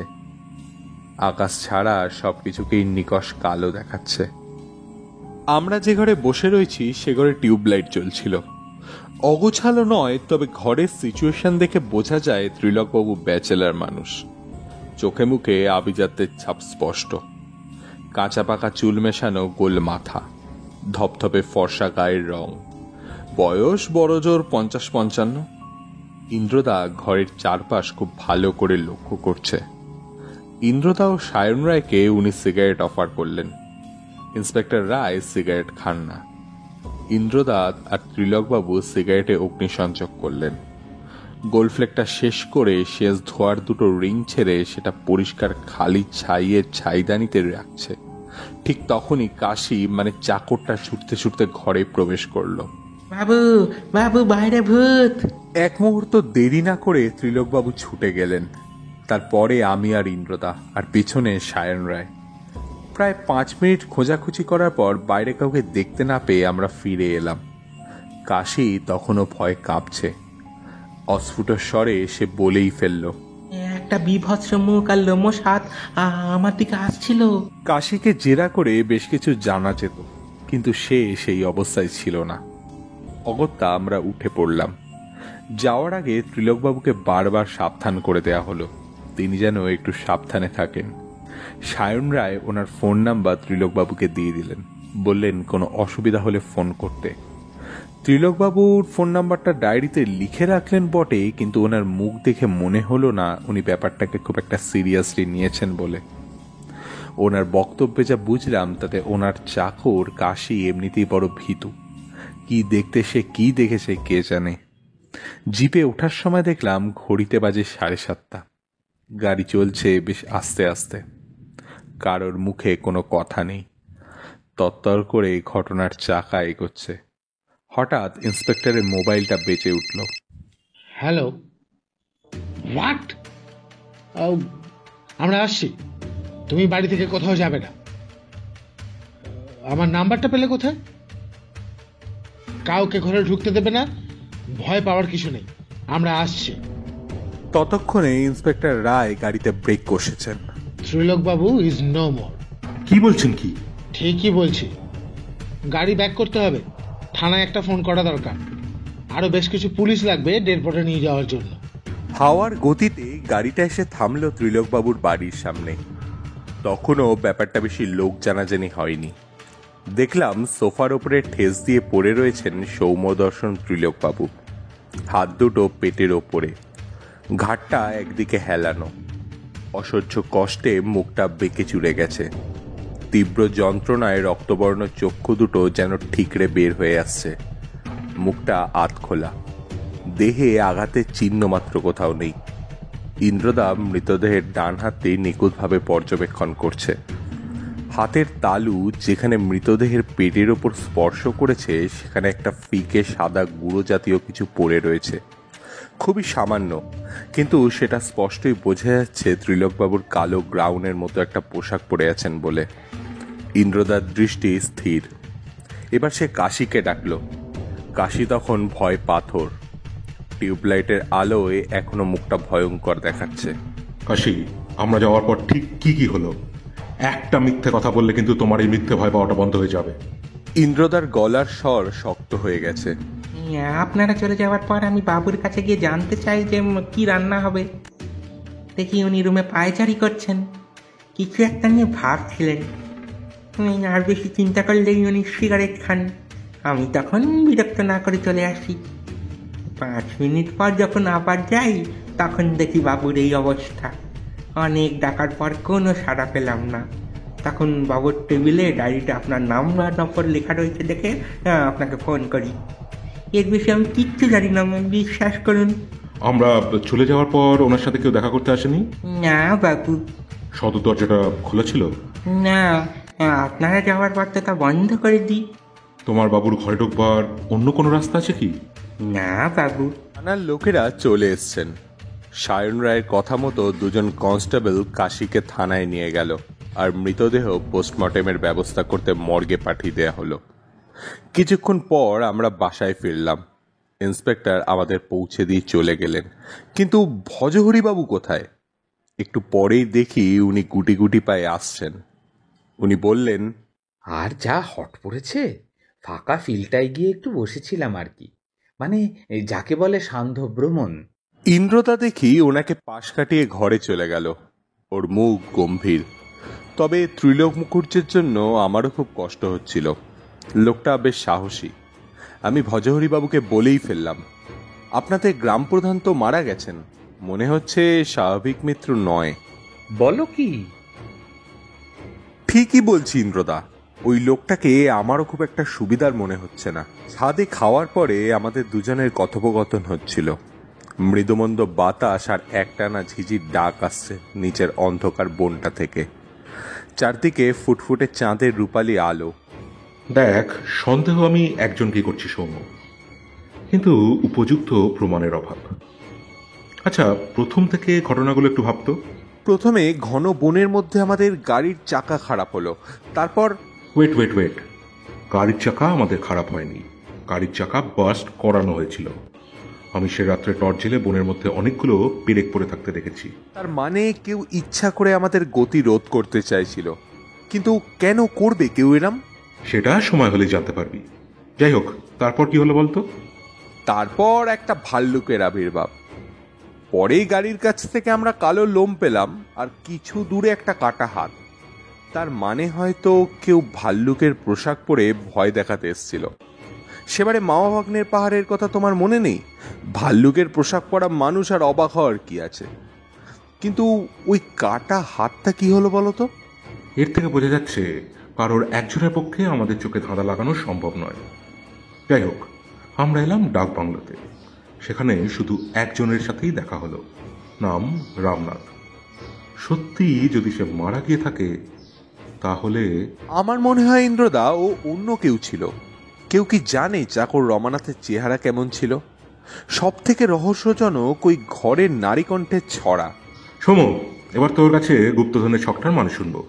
দেখো, সেদিনকে সকালে আমি যখন বাংলো বাড়িটাতে গিয়েছিলাম তখন আমি ভালোভাবে লক্ষ্য করি দেওয়ালে সাঁটা একটা বন্ধ ঘড়িকে। আমি ড্যাম শিওর ওটার মধ্যেই কোনো হিডেন ট্রেজার আছে। কবিতার লাইনগুলো মনে করো, 7 সাগর আর 12 নদী, মানে ঘড়ির কাঁটা দুটোর একটাকে আনতে হবে 7-এর ঘরে, অন্যটাকে 12-র ঘরে, অর্থাৎ 7টা বাজলে যেমন দেখতে লাগে। লাল কমলের লাল কাঁটা আর নীল কমলের নীল কাঁটা, আসলে ঘড়ির কাঁটা ছাড়া এগুলো আর কিছুই না। লক্ষ্য করেছি ঘড়ির মিনিটের কাঁটাটা নীল আর ঘন্টার কাঁটা লাল। এই রকম অবস্থায় আনলেই হয়তো ঘড়িটা দেয়াল থেকে বেরিয়ে আসবে, তবে সবটাই আমার অনুমান মাত্র। Very good, excellent. তারপর বলি? হ্যাঁ বল। নারী কণ্ঠস্বর। ওই নারী কণ্ঠস্বরে অট্টহাসি শোনার পর আমরা অজ্ঞান হয়ে যাই। ঘুম ভেঙে দেখি গাড়িতে বসে রয়েছি। একটা ইম্পর্টেন্ট জিনিস ওমিট করলি। ওহো হ্যাঁ, মাঝখানে অবশ্য রমানাথ ঘরে ঢুকেছিল। হাতে কি ছিল? হাতে হাতে হাতে মোমবাতি ছিল। হ্যাঁ, আর তাতে ছিল সুগন্ধিযুক্ত জৈব গ্যাস, যা মানুষের নার্ভকে সেন্সলেস করে দেয় প্রায় 12 ঘন্টার জন্য। অথচ ওটা ক্ষতিকারক নয়। আমরা অজ্ঞান হয়ে যাওয়ার পর আমাদের তুলে নিয়ে গিয়ে গাড়ির চাকা সারিয়ে আমাদের গাড়িতে বসিয়ে দেওয়াটা এমন কি কঠিন কাজ? আমরা বিছানায় আসার পরও আমাদের আলোচনা থামেনি। আমি বেড সুইচটা অফ করে ইন্দ্রদাকে কথাটা বলেই ফেললাম। ইন্দ্রদা, ওই যে ভোলা বাবা আছে না, ও নিশ্চয়ই ওটাও ছদ্মবেশ। ইউ আর গ্রেট সৌম্য, এটা আমার মাথাতেও এসছে। Good point. সেদিন আমার দুটো জিনিসে খটকা লেগেছিল ইন্দ্রদা। প্রথমত, উনি বললেন উনি বাইরে বেরোন না, তার মানে শয্যাশায়ী। অথচ ঘরে ঢোকার সময় দেখি একজোড়া চপ্পল, আর তাতে বেশ খানিকটা ধুলো লেগে রয়েছে। ওটা নিশ্চয়ই নয়নের নয়। দ্বিতীয়ত, উনি একটা কথা বলেছিলেন, তোমার মনে আছে কিনা জানি না। আমরা তদন্ত করি ক্লু দেখে, সেখানে ওনার তথ্যের কোনো মূল্য নেই। পরে তিনি আরেকটা কথা বললেন, ইন্সপেক্টর রায়। উনি কি করে সায়ন রায়কে ইন্সপেক্টর রায় বললেন? আমরা তো কেউ ওনার পরিচয় দিইনি। রিয়েলি সৌম্য, তুই আমার ভাবনার একটা নতুন দিক খুলে দিয়েছিস। আর একটা কথা শুনলে তুই আরো শক্ট হবি। ডাক বাংলো সেই রাতে যে নারী কণ্ঠ শুনেছিলিস, সেটা ছিল নয়নের। কিন্তু তা কি করে হয়? অফকোর্স হয়। আমি নয়নকে যেদিন প্রথম দেখি সেদিনই ওর গলা শুনে অবাক দৃষ্টিতে ওর দিকে তাকিয়েছিলাম। গলার মিলটা স্পষ্ট বোঝা যাচ্ছিল। না, আর কোনো কিন্তু নয়। এবার বলুন তো, আসল অপরাধীটা কে? কেন, এই তো আমার সামনে। তার মানে? I mean to say you, মানে আপনি সায়ন রায়, সবকিছুর কর্মকর্তা। দেখুন Indrajit babu, I can't tolerate this type of practical job. Sorry sir, don't mind. আসলে গোয়েন্দাদের কাউকে হ্যারাসমেন্ট করাটা একটু অভ্যাস দাঁড়িয়ে গিয়েছে। আসল কথায় আসুন, who is he? Dipen Ganguly. Are you sure? হ্যাঁ, কিন্তু উনি এখন কোথায় সেটা তো আমরা জানি না। আশা করি উনি যে বাড়ির ঠিকানাটা দিয়েছিলেন সেটা ভুল। তবে আমাদের খেলতে হবে চাল, ফাঁদ পেতে ধরতে হবে অপরাধীকে। শুনুন তবে আমার প্ল্যান। আমাদের এত সব কথা থানায় হচ্ছিল, আমরা বাড়ি ফিরলাম। আমার সব কেমন তালগোল পাকিয়ে যাচ্ছে। রহস্যটা এতটা অনাটকীয়ভাবে শেষ হতে পারে না। ঘরে ঢোকার সময় দেখলাম বাইরের আলতার মতো লাল রঙের বারান্দায় বসে ভজহরিবাবু আনন্দবাজার পড়ছেন। জানলা দিয়ে ভেসে আসছে মন্দিরের কাঁসর ঘণ্টার ধ্বনি। হঠাৎ ভজহরিবাবুর ছুটতে ছুটতে আমাদের ঘরে এসে ঢুকলেন, হাতে রবিবারের সংবাদপত্রটা। এই যে ডিটেকটিভ বাবু, মানে ইন্দ্রবাবু, কাগজে দেখুন। সত্যি কাগজের 2 নম্বর পাতায় একটা অবাক করে দেওয়ার মতো খবর, একটা ছোট্ট ছাপানো ছবি, আর খবরটা পড়ে তো আমার চোখ কপালে উঠে গেল। ছবিটা নয়ন সেনের, খবরটা নয়ন সেন নামের এক 21 বছরের কলেজের ছাত্রী 13ই জুন থেকে নিরুদ্দেশ। হারিয়ে যাওয়ার সময় পরনে ছিল আকাশি নীল রঙের চুড়িদার, সাদা ওড়না। সন্ধান পেলে দয়া করে 033228256732 নাম্বারে ফোন করবেন। ছবিটা যে নয়নের সেটাতে আমাদের কোনো সন্দেহ নেই, কিন্তু সব ব্যাপারটা আরও যেন তালগোল পাকিয়ে গেল। ইন্দ্রদা পকেট থেকে ফোন বের করে চট করে নাম্বারটা ডায়াল করলো। হ্যালো। হ্যাঁ বলুন। আপনি নিশ্চয়ই নয়নের মা? হ্যাঁ, কিন্তু আপনাকে? আমি private detective from crime branch. নয়নের সন্ধান পাওয়া গিয়েছে। হ্যাঁ? আমার নয়ন কোথায় আছে? কবে? আমাকে কি করতে হবে? আপনি নিশ্চিন্ত থাকুন, তবে ব্যাপারটা যতটা সম্ভব গোপন রাখবেন। আমার নয়ন ভালো আছে তো? Don't worry. By the way, Nayan নিরুদ্দেশ হলো কিভাবে? 1 মাস আগে একটা তুচ্ছ ব্যাপার নিয়ে বাবার সাথে ওর ঝগড়া হয়, আর নয়ন খুবই একরোখা। তাই সেদিন কাউকে না বলেও কোথায় চলে যায় জানতেও পারিনি, পরে কোনো খবরও পাইনি। আচ্ছা, নয়নের বাবা? উনি নয়ন চলে যাওয়ার পরের দিনই হার্ট ফেল করে। Oh sorry sorry sorry, I am really very sorry. কোনো চিন্তা করবেন না, তবে আবার বলছি জানাজানি যেন না হয়। এবার মোবাইলটা কেটে দিয়ে ইন্দ্রদা আর একটা নাম্বারে ফোন করলো। হ্যাঁ, আমি ইন্দ্রজিৎ বলছি। হরেবল কেস, রাত 9টা নাগাদ পুরো ফোর্স নিয়ে আসতে হবে। সেটা গোপনীয়, এই মুহূর্তে বলা যাচ্ছে না। আচ্ছা, সায়ন রায়ের মোবাইল নাম্বারটা কত? তাহলে টাইম মেনটেন করে আসবেন। হরিবাবু তখনও হাঁ করে দাঁড়িয়ে আছেন। আপনাদের কি তাহলে সব রহস্য হয়ে গেছে? মানে আর কিছুই নয়, সবই প্রায় হাতের মুঠোয় পাচুরি বাবু। তাহলে আমি এখন উনি যেন একটু তাড়াহুড়ো করেই বেরিয়ে গেলেন। ভজহরিবাবু চলে যাওয়ার পর ইন্দ্রদা বেরোলো, বলল একটা টেপ রেকর্ডার কিনতে যাচ্ছে। সন্ধ্যে 6টায় সায়ন রায় চলে আসার আগেই ইন্দ্রদা ফিরে এলো। জ্যোৎস্নার ছিটে ফোটা নেই আজ আকাশে, তার উপর রহস্যময় ডাক বাংলোটার ভেতর থেকে অস্বাভাবিক কণ্ঠস্বর প্রতিধ্বনিত হচ্ছে। গোটা বাড়িটা আজ অন্ধকার। ইন্দ্রদার টর্চ অনুসরণ করে চলেছি আমি আর সায়ন রায়। বাংলোর আলোকহীন রমিষ্যায় প্রবেশ করতেই অস্বাভাবিক শব্দগুলো কোথায় যেন মিলিয়ে গেল। তবে কি ওরা আজ ভয় পেয়েছে? আমি, সায়ন রায় আর ইন্দ্রদা ঘড়ির নিচে এলাম। ইন্দ্রদা সংক্ষিপ্ত বক্তব্যে ওকে সমস্ত ব্যাপারটা বুঝিয়ে দিল। তারপর ঘড়ির মিনিটের কাঁটাটা 12 ঘরে আর ঘন্টার কাঁটাটা 7 ঘরে আনতেই ঘড়িটা খুলে গেল। তার বদলে দেওয়ালে একটা গর্ত তৈরি হলো। টর্চ মেরে দেখলাম ভেতরে কতগুলো চকচকে হিরে। আবার ঘড়িটাকে দেওয়ালে আটকে দিয়ে ইন্দ্রদা বলে উঠল, চলুন কোথাও আত্মগোপন করে থাকি। আমরা এক কোণে ড্রেসিং টেবিলের পিছনে রইলাম।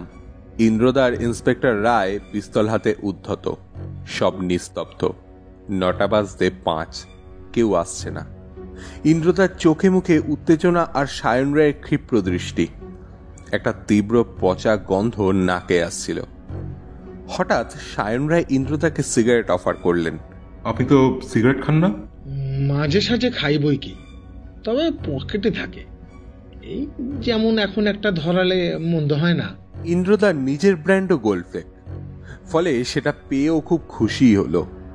অন্ধকারে বুঝতে পারলাম ওর ডান পকেট থেকে লাইটার বের করলো। গ্যাস লাইটারের ঝলকানিতে প্রথমবার ইন্দ্রদা ধোঁয়া ছাড়ল। সায়ন রায় অদ্ভুত দৃষ্টিতে ইন্দ্রদার দিকে তাকিয়ে। হঠাৎ ইন্দ্রদা কেমন যেন হয়ে গেল। এবার বুকে গলায় হাত দিয়ে ইন্দ্রদা হাঁপাতে শুরু করলো। আমার গলা, বুক, কেন কেন এমন হয়ে যাচ্ছে? হঠাৎ ইন্দ্রদা মাটিতে লুটিয়ে পড়ল। হাতের সিগারেটটা তখনও ধরা। আমি ইন্দ্রদার বুকের কাছে বসে পড়েছি। পেছন দিক থেকে একটা কালো লোমশ হাত ফিতে দিয়ে আমার মুখ শক্ত করে বেঁধে দিল। তারপর থামের কাছে বেঁধে দিতেই আমি পুরো অনড় হয়ে গেলাম। না, তা হয় না। চোখ দিয়ে তখন আমার দুফোঁটা জল গড়িয়ে পড়ছে। এবার চোখ গেল আমার সামনে দাঁড়িয়ে থাকা রক্তচক্ষু সায়ন রায়ের দিকে। অট্ট হাসি হাসছে সে। বিস্ময়ে আমার চোখের জল চোখেই শুকিয়ে গেল। হ্যাঁ, আমি সায়ন রায়, ইন্সপেক্টর সায়ন রায়, রহস্যের উৎসকর্তা। বুঝলি ছোকরা, তোর ওই ইন্দ্রদা এখন তীব্র হাইড্রোসায়ানিক অ্যাসিড সহ্য করতে না পেরে মারা গেছে। দুঃখে, জ্বালায়, ভয় আমার ঘাম আর চোখের জল এক হয়ে গেল। এই তাহলে ইন্সপেক্টরের আসল মূর্তি। এবার পাশের ঘর থেকে আবির্ভাব হলো আরও দুজন, একজন দীপেন গাঙ্গুলি আর আরেকজন বুড়ো ভোলে বাবা। তবে সে এখন বুড়ো নয়, জল জ্যান্ত একটা নরবিশাল যুবক। আর সেই রাতের ছদ্মবেশী রমানাথ। সবার অট্টহাসিতে ডাকবাংলোটা গম গম করছে। এবার সব থেকে অবাক লাগলো নয়নকে পাশের ঘর থেকে আসতে দেখে। ঘরের লাইট জ্বলে উঠল। আমি অস্ফুট বদনে নিরুপায় শক্তিহীন হয়ে আবদ্ধ রেখেছি নিজেকে। হঠাৎ সায়ন রায় গর্জে উঠল, তোকেও মরতে হবে ছোকরা, আর তা না হলে আমাদের পুরো দলটাকে তুই। চলো ফ্রেন্ডস, শেষ কাঁটাটাকে সরিয়ে দিয়ে আমরা আনন্দ করি। নয়ন বলে উঠল, আপনি ওনাকে মারলেন কেন? ইন্দ্রবাবু তো কোনো দোষ করেননি, আর মারলেনই বা কিভাবে? যাই হোক, আমি আমার প্রাপ্য টাকা নিয়ে চলে যেতে চাই। প্লিজ আমাকে যেতে দিন। চলে যাবে?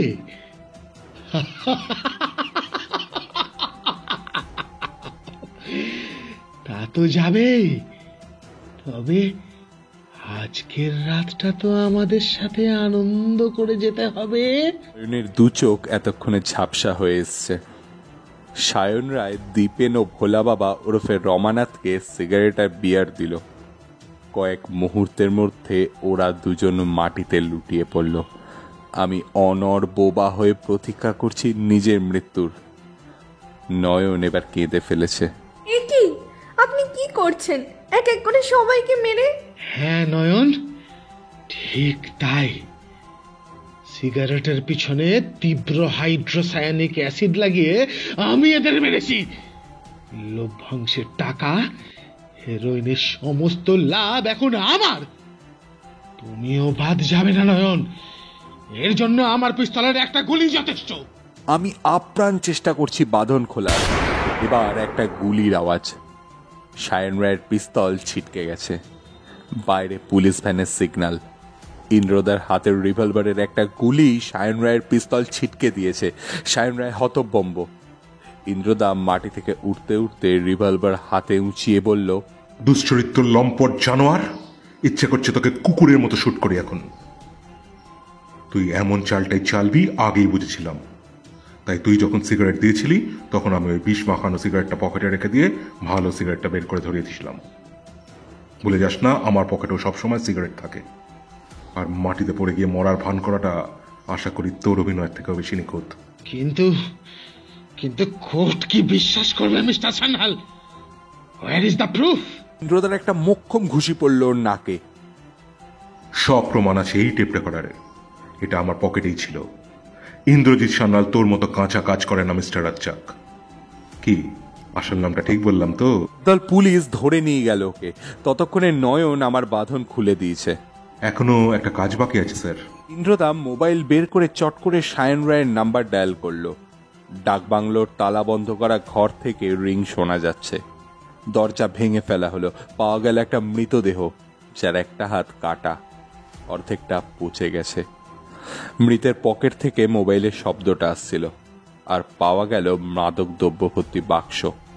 ইন্দ্রদা বলল, দেখুন তো স্যার, এই ডেড বডিটা আসল ইন্সপেক্টরের, মানে সায়ন রায়ের কিনা?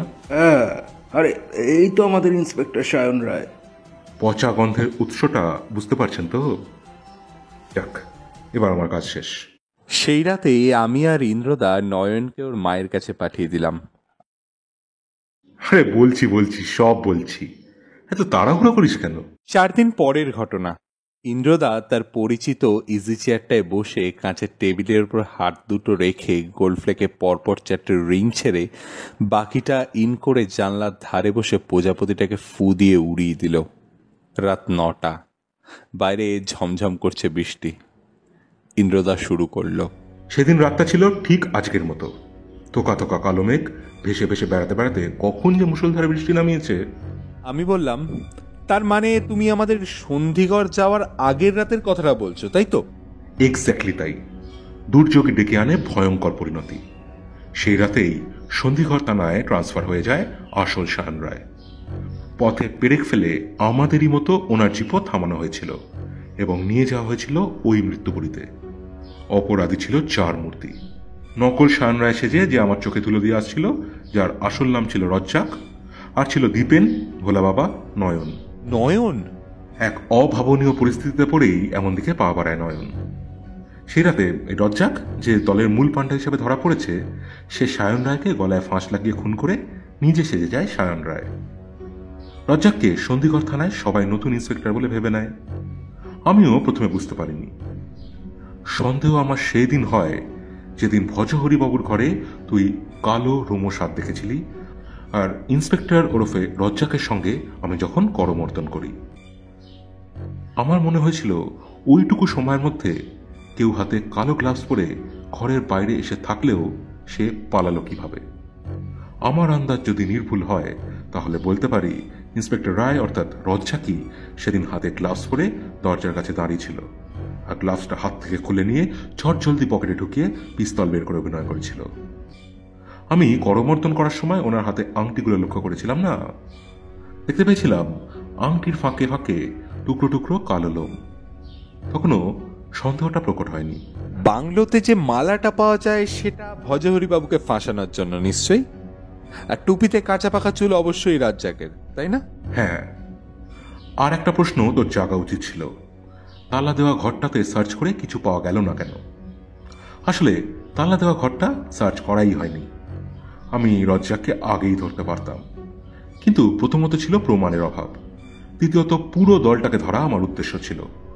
আরও অনেক জায়গাতে ওদের ঘাঁটি আছে যেখান থেকে ওরা মাদক দ্রব্য পাচার করে বিদেশে। খোঁজ নিয়ে জেনেছি নয়ন বাড়ি থেকে পালিয়ে পথে পথে ঘুরছিল। ওই দীপেন গাঙ্গুলি ওকে দলে ফেরার জন্য টাকার লোভ দেখে টেনে আনে। দিনে ভোলা বাবা আর নয়ন গ্রামের বাপ মেয়ে হিসেবে থাকতো, রাতে বাংলোটায় ওদের ডেরা ছিল। কোনো মানুষ গেলে মুখোশ পরে কালো লোমশ গ্লাভস পরে ভয় দেখানো হতো, আর নয়ন হাসতে পারত তীক্ষ্ণ অট্টহাসি। কি ভয়ানক দুঃসাহস! সাহসের আর কি দেখলি, সবার পেছনে ছিল রজ্জাকের মাথা, অসম্ভব কূটবুদ্ধি লোকটার। সিগারেটে হাইড্রোসায়নিক বিষ মাখিয়ে আমাকে মারতে চেয়েছিল। রহস্যজনক প্রত্যেকটা মৃত্যু ঘটিয়েছে রজ্জাক। তা কি করে হয়? সেই সময় রাজ্জাক মানে সায়ন রায় তো আমাদের সঙ্গে গাড়িতেই ছিল। মনে করে দেখ, কাশি ভূত দেখেছিল বলে ওর বক্তব্য। তার মানে ভোলা বাবা বা দীপেন কেউ মুখোশ পরে ওখানে গিয়েছিল। আমরা ত্রিলোকবাবুর ঘরে সিগারেট খাচ্ছি, সিগারেটের প্যাকেটটা টেবিলের ওপর। কাশির কথা শুনে আমরা ছুটে বাইরে বেরিয়ে এলাম। তখন যে ভয় দেখাতে এসেছিল সে গেল পালিয়ে।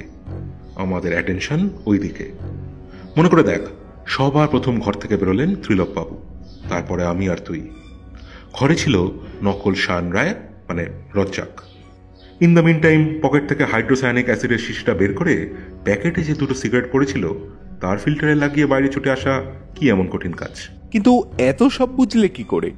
শুধুমাত্র চাই দৃষ্টিশক্তি, আর একটু বড় হওয়া তুইও পারবি। আমি ত্রিলোকবাবুর লাশ দেখতে যখন ঘরে ঢুকি তখন 2টো জিনিস আমাকে হটকা দেয়। ডেড বডির হাতের তালুর গাছের ছাইয়ের মতো গুঁড়ো, আর ত্রিলোকনাথের ছাইদানের সিগারেট। আমরা যখন সিগারেট খাচ্ছিলাম তখন ওটা খালি ছিল। আমার আর ত্রিলোকবাবুর আধ খাওয়া 2টো সিগারেটের ফিল্টার ওখানে পড়ে থাকার কথা, কিন্তু পরে গিয়ে দেখলাম ছাইদানের 3টে ফিল্টার। মানেটা দাঁড়ালো এই যে আমরা চলে আসার পর ত্রিলোকবাবু সিগারেট খেয়েছিলেন, আর তাই তীব্র বিষক্রিয়ায় তার মৃত্যু হয়। হাতের কাছেই সিগারেটটা পড়েছিল। এবার প্রশ্ন, ওটা ছাইদানে গেল কখন? আমরা যখন দুর্ঘটনার কথা শুনে ত্রিলোকবাবুর ঘরে ঢুকি তখন অনেক আগেই ঢুকেছিল রজ্জাক। প্রমাণ নষ্ট করে দেওয়ার জন্য হাতের কাছে পড়ে থাকা সিগারেটটা তুলে ছাইদানে ফেলে দেয় রজ্জাক। কিন্তু কিছু গুঁড়ো ছাই থেকানি থেকে যায়। এ তো খুনির অনুপস্থিতিতে খুন। তা যা বলেছিস। আর একটা সন্দেহের কারণ তোকে বলি। প্রথম দিন রজ্জাক একটা কথা বলেছিল, অপরাধীরা তো জেনেই গেছে তাদের পেছনে পুলিশ লেগেছে, সামথিং সামথিং। আচ্ছা, ও জানলো কি করে বলতো রহস্যের মূলে একজন অপরাধী নয়, অপরাধীরা রয়েছে? যাক, শুনলি তো সবই। এবার বলতো রজ্জাক আমাদের কেন জড়ালো? ও কি জানতো না গোয়েন্দা লাগালে নিজের বিপদ আরো বেশি বাড়বে? তো খুবই সহজ, ঘরে যে গুপ্তধন আছে সেটা ওরা জানতো, কিন্তু কোথায় আছে তা জানতো না। তাই তোমাকে কৌশলে ওখানে নিয়ে গিয়ে গুপ্তধনের সংকেত শুনিয়ে গুপ্তধন নেওয়ার তালে ছিল, নইলে ওরা তো তোমাকে আর আমাকে অনেক আগেই খুন করার চেষ্টা করতো। রাইট সৌম্য। আচ্ছা, আর একটা প্রশ্ন, কাটা হাতটা অদৃশ্য হওয়ার ব্যাপারে তোর কি মনে হয়? সেই রাতে যে ভাল্লুকটা আমাদের গাড়ির সামনে এসেছিল, ও নিশ্চয়ই ভাল্লুকের পোশাক পরা অন্য কোনো ছদ্মবেশী, আর সেই কাটা হাতটা এনেছিল। তারপর বনের রাস্তায় পালিয়ে গেলে আমরা ওকে ধাওয়া করলাম, তার মাঝে হয়তো কেউ এসে হাতটা সরিয়ে দিয়েছিল। আসলে এতজন মিলে আমাদের চোখে ধুলো দেওয়া খুবই সহজ কাজ ছিল। বাইরে চোখ ধাঁধানো একটা বিদ্যুতের ঝলক দেখলাম, জানলাটা সজোরে বন্ধ করে দিলাম। রাতও বেশ হয়েছে। ইন্দ্রদা বলল, মোমবাতিটা নিভিয়ে দে। কেমন লাগলো আজকের গল্পটি? যদি ভালো লেগে থাকে অতি অবশ্যই ভিডিওটিকে লাইক করুন, ভিডিওটি শেয়ার করুন, যাতে আরও বেশি সংখ্যক লোকের কাছে আমরা পৌঁছতে পারি। আর আপনাদের মতামত দয়া করে কমেন্ট সেকশনে লিখে আমাদেরকে জানান। আর নতুন শ্রোতা বন্ধুরা, দয়া করে চ্যানেলটিকে সাবস্ক্রাইব করে আমাদের পাশে থাকুন। দেখা হবে আগামী সপ্তাহে একটি দুর্দান্ত গল্পের সাথে। আজ গল্প পাঠে ছিল ইন্দ্রনীল, মৃন্ময়, জয়দীপ, জয়, সুদীপ্ত, মৃন্ময়, ইন্দ্রাণী, আয়ুষী ও আমি রাজদীপ। ফিরব আগামী সপ্তাহে। ততদিন সবাই ভালো থাকবেন, সুস্থ থাকবেন, আর অবসর সময় অতি অবশ্যই শুনতে থাকবেন গল্পের ফেরিওয়ালা গ্রুপের নানান অডিও স্টোরিজ। ধন্যবাদ।